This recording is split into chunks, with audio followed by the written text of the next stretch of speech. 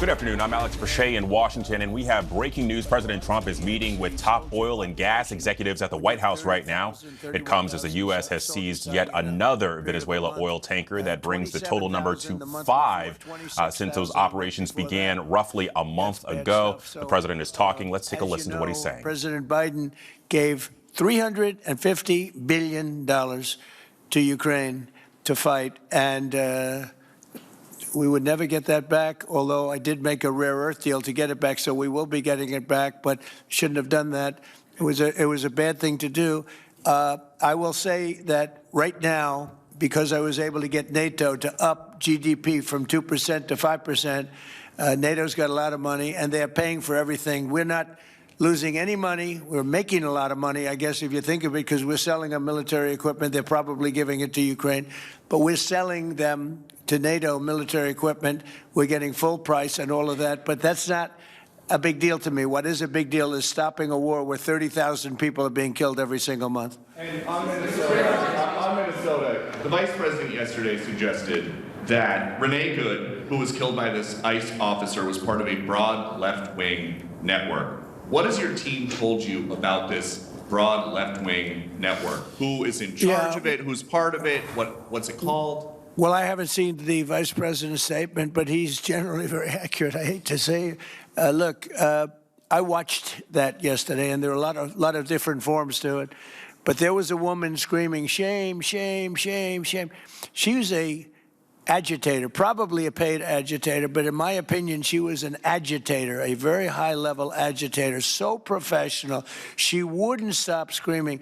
I said, this isn't a normal situation. This is a professional troublemaker, because you heard it and I had it. Now, I will say this, the news sort of turned her down, turned her off, because you're trying to watch. She was so loud and so crazy and just not normal. When somebody sees something like that, they don't go screaming and the same words. So I guess you could say professional, but I didn't think she did a very good job.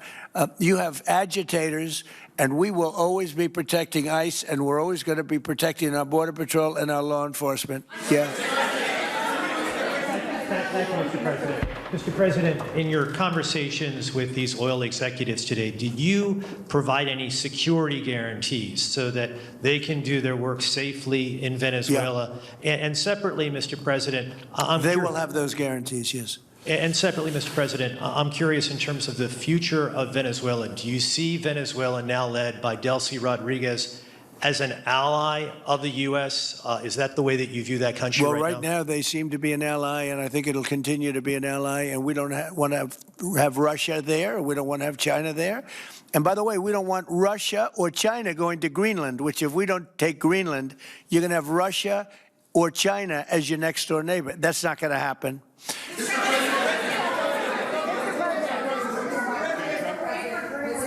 The white...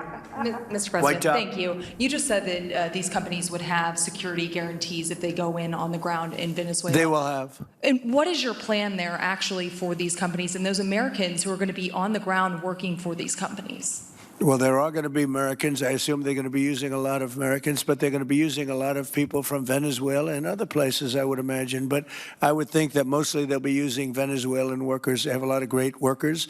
They have a very high unemployment rate, and they have workers that are very familiar with taking oil out of the ground. Yeah. How long do you think the Ayatollah will be in power after what we've seen play out on the ground there? When is the U.S. going to get involved now that reports of protesters being killed on the ground? So Iran's in big trouble. It looks to me that the people are taking over certain cities that nobody thought were really possible just a few weeks ago.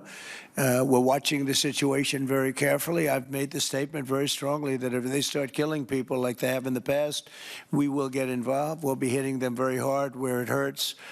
And that doesn't mean boots on the ground, but it means hitting them very, very hard where it hurts. So we don't want that to happen. There have been cases like this where President Obama totally backed down.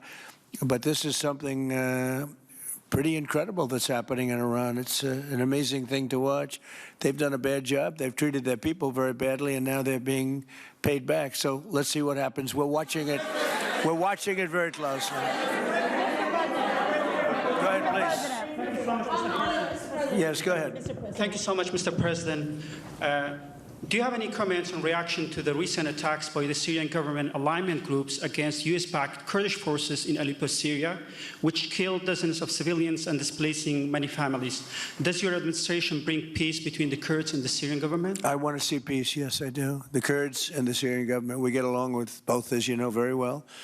They have been natural enemies over the years, but we get along both, and we want to see Syria succeed. And so far, I think they are succeeding, but this is just breaking out, and we want to see that stopped. Go ahead, please. You're meeting with the President of Colombia, Gustavo Petro, in a few weeks. Do you hope this meeting with Gustavo Petro marks a new chapter, a new beginning in the benefit of the Yes, you U.S. said and Colombia what country? relations? What country? Colombia, with the President of Colombia, Gustavo Yes, Petro, I you're had meeting. a very good talk with him yesterday, and he's been very hostile to us and to the nation and to me, called me a dictator and lots of other things, called Biden some terrible names, far worse than he called me. But he called yesterday through people, and he wants to meet, and that's fine with me. I've made up with people also, you know, so we're going to have a meeting with him. We had a very good conversation.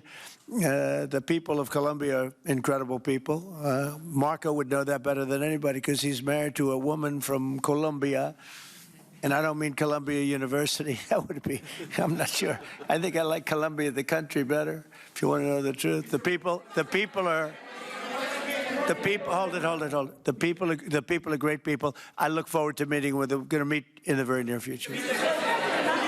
Would you meet the interim president of Venezuela here in the White House? Would you greet her to discuss the fate of the oil? Yeah, well, I'm going to meet a lot of people, and we're going to meet, you know, we meet a lot of people. When you end 8 wars, you get to know a lot of people, and I think it's very important. As an example, we have over $18 trillion.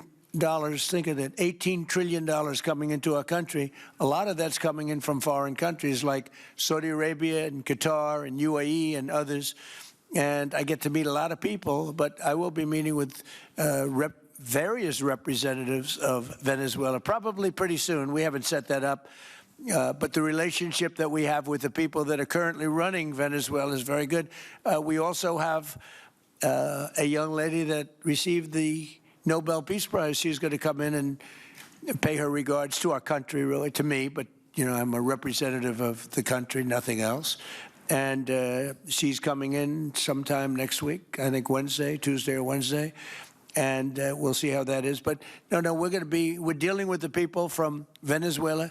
We're dealing with them very well. I think they've been very smart in the way they've dealt with us, frankly, because that whole place could have been obliterated with one more strike, and we didn't want to do that.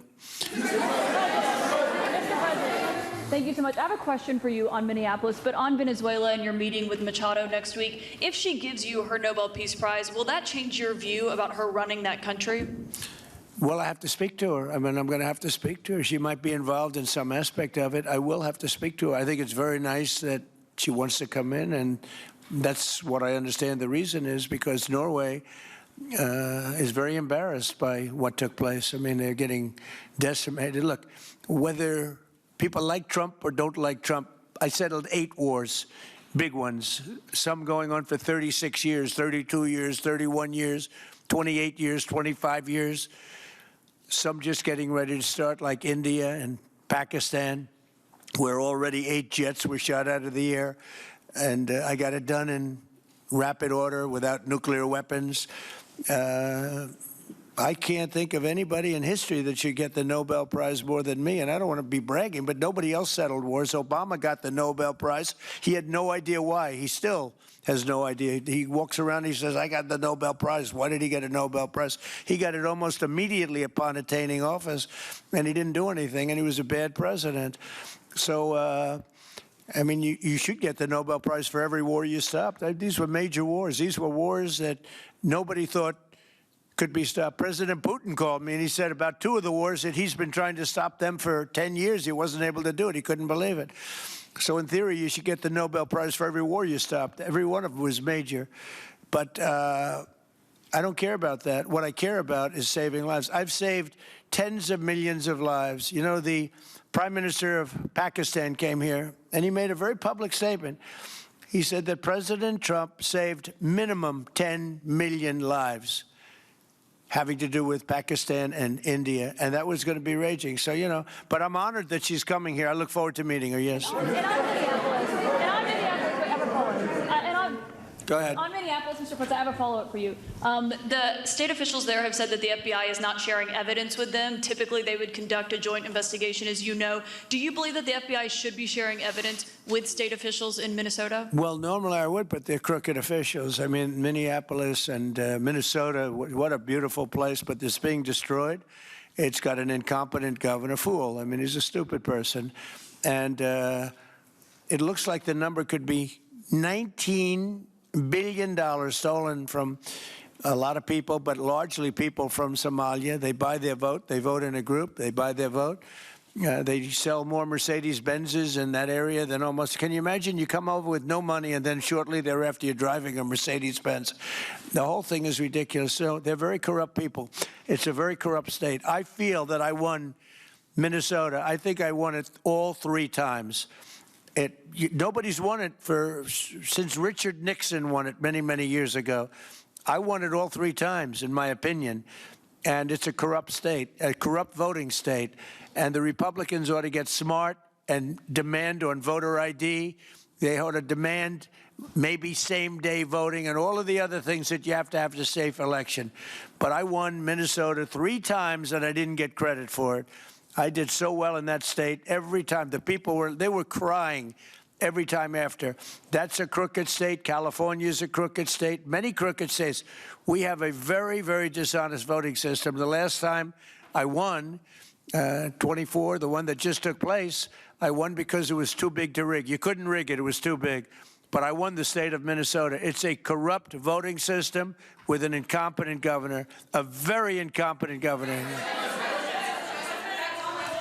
President. And by the way, he's a very corrupt governor, too. Go ahead. I have a question on Iran, but first, very quickly on Venezuela. How do you provide total security guarantees to these companies without putting U.S. boots on the ground? Well, we're going to work with the Venezuelan leaders and people, and we're going to have a very safe group, and they're going to also bring over some security with them. You know, these are not babies. These are people that drill oil in some pretty rough places.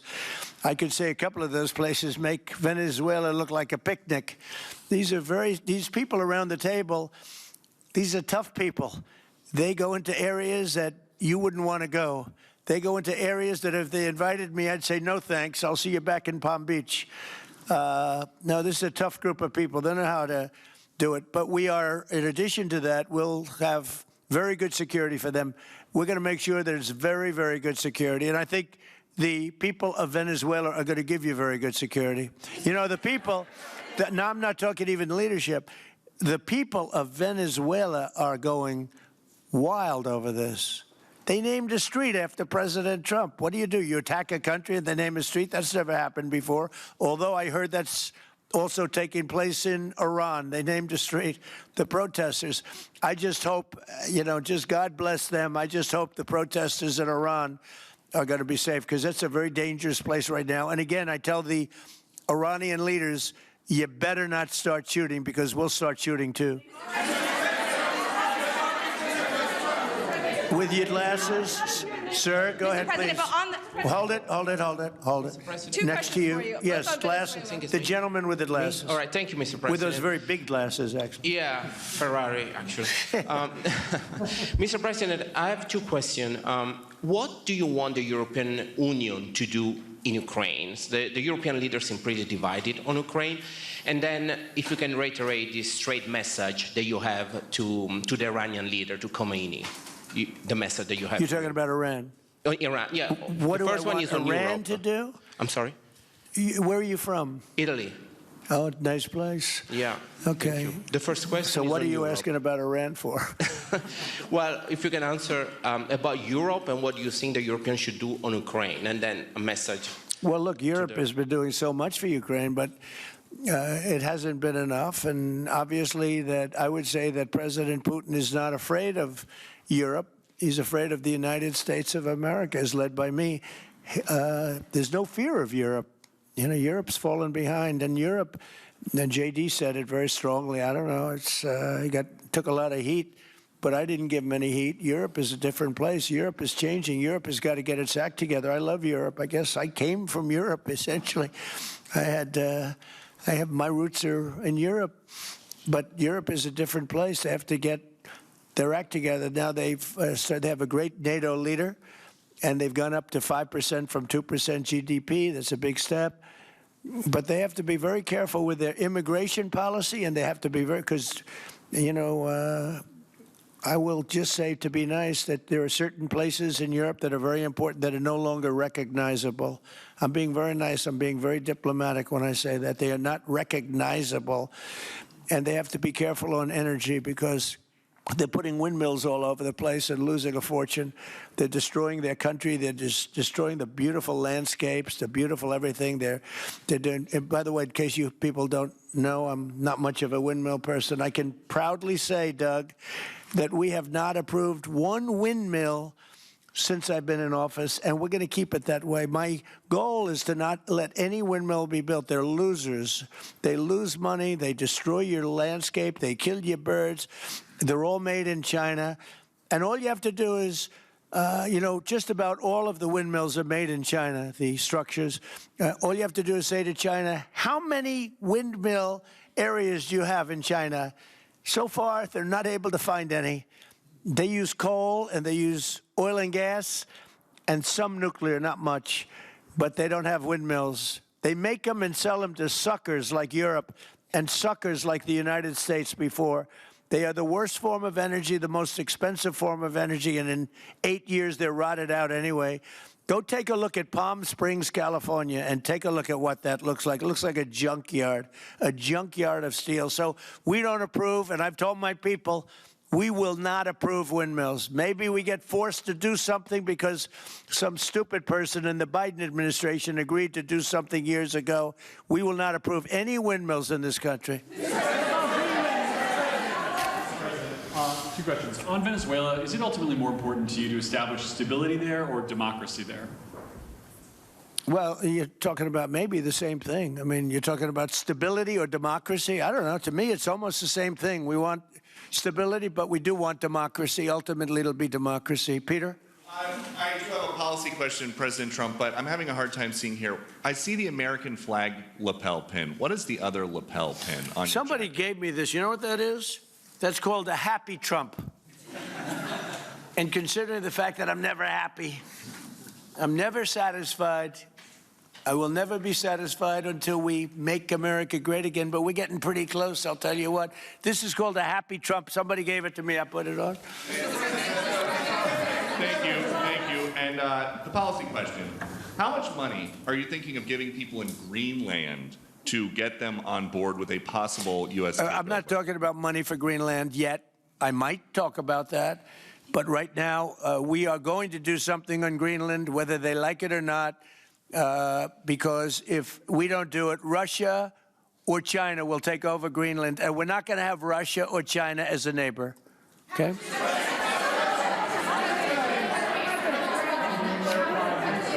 I would like to make a deal, you know, the easy way, but if we don't do it the easy way, we're going to do it the hard way.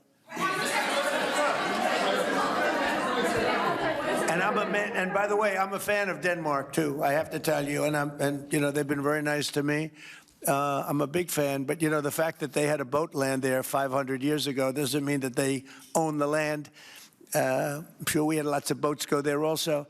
But we need that because if you take a look outside of Greenland right now, there are Russian destroyers, there are Chinese destroyers and bigger. There are Russian submarines all over the place.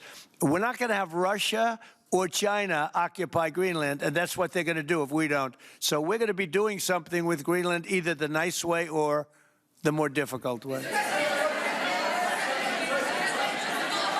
Please, go ahead, ma'am. Mr. President, why is it so important to you to own it when you have a military presence there, which you could expand to affect security? Because when we own it, we defend it. You don't defend leases the same way. You have to own it.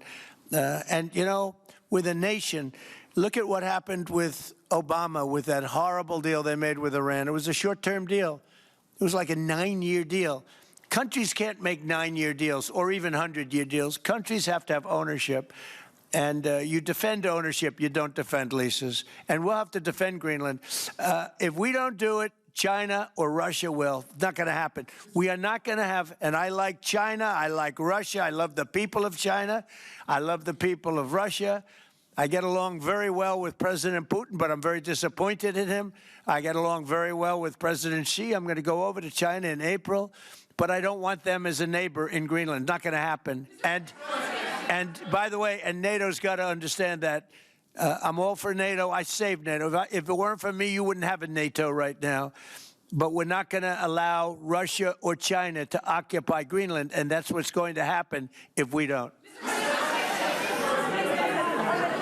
Go ahead. On the economic report that came out today, Mr. President, one, can you respond to that? And two, it was an amazing report. The most amazing thing is government jobs are way down, and yet the unemployment or the employment numbers are very good. We've gotten rid of tremendous numbers of federal government jobs. Nobody's ever seen anything like it. And yet the employment numbers are very good. They're really getting better. But now we have all those people to work in the private sector for a lot more money. I think that's one of the very big things. The other thing is at 5.4%. And remember, this is after we had a shutdown. And that shutdown had an impact because the concept of the shutdown, even though it's before, people knew we were going to be shutting down. A lot of bad things happened. And by the way, on January 30th, you may have another shutdown. We'll see what happens. But I think the numbers, Caitlin, were really amazing. Look, to think about 5.4%, nobody thought that. They thought it was going to be 2%. And you know what it is? It's tariffs. And it's also November 5th. We had a great election, a great election.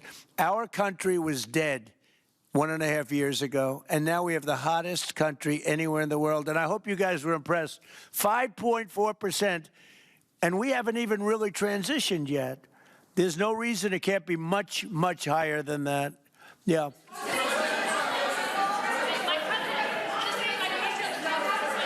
First off, can you respond to the manufacturing Let's number? give CNN a chance. You know, they've been fighting also, so hard to get back into the mainstream. Mr. President, you posted some numbers actually on Truth Social last night. People saying you posted the job data early when you're not supposed to obviously share it till the next morning. Did you do that on purpose? No, I don't know. If they posted them, I said post them whenever you get a chance. I don't know. They gave me some numbers. When people give me things, I post them. But the numbers are amazing. Yeah, please. Administration plan to distribute the money from the Venezuela oil sales? Is it, obviously you say it's going to go into these controlled accounts. Yeah. Would it go back to Venezuela in a direct payment? Is it going through these goods? How do you plan to do that? Well, we want to make sure that Venezuela can survive. You know, Venezuela needs money, and we're going to make sure that they get money, and we're going to get money, and the oil companies are going to make something for the work they do, and they're going to get back their money. We're devising a formula, but it won't be so much of a formula. It's going to be what they need. We're going to take care of what they need. There'll be plenty left over. We're going to have a lot of money left over, and the money left over is going to the United States of America, and the oil companies are going to be very happy. Yeah, please. Thank you, Mr. My second question is, would the administration offer a backstop to these oil companies for like financial guarantees, some sort of backstop, if the country did destabilize again? That's a very interesting question. Using the word backstop, I haven't heard that word in a long time. That was at the Wharton School of Finance I last heard. That's a good term. We ought to use it more often. I hope I don't have to give a backstop. Look, these are very smart people, the smartest people. They're not only in oil and business. These are the biggest companies in the world sitting around this table. They know the risks. I mean, there are risks. We're going to help them out. We're going to make it real easy. They're going to be there for a long time. We're going to be there together for a long, long time. And they're going to be taking the oil, and they're going to be bringing oil prices down. They're going to make a lot of money. They're going to get their money back. They're going to be safe. The people of Venezuela are going to be big beneficiaries, and the United States of America is going to be a big beneficiary for what we've done. And you know, one other thing I might say, it's also very big for national security because, again, just like Greenland, we can't have China or Russia occupy Greenland. We can't have China or Russia occupy Venezuela. And if we didn't do what we did, China or Russia would have been in Venezuela. I think I can measure. Where's Mr. Chevron? So let me ask you, they would have been there if we didn't do this. Do you agree with that? They certainly have a lot of economic interest in country. There's absolutely no argument about that. They were trying to be there. I mean, you know, we had a Russia, I guess sort of I call it a semi-Russian ship yesterday that we took over, and Russia decided not to defend that ship against us. It's a big movement. The ship was loaded up with oil, and we took the oil, and it came out of that port. But Russia would be there or China would be there, and we want them to be there for a different reason. We want them, do you people agree? In particular, China, they need a lot of oil. Russia doesn't need so much, but Russia was there anyway. But I assume you agree that China would like to be doing a lot of business there by buying oil. And I want to just tell President Xi and President Putin, but more so in this case, President Xi, because they do need a lot of oil. And we are open for business in the United States, and we are open for business in Venezuela, right?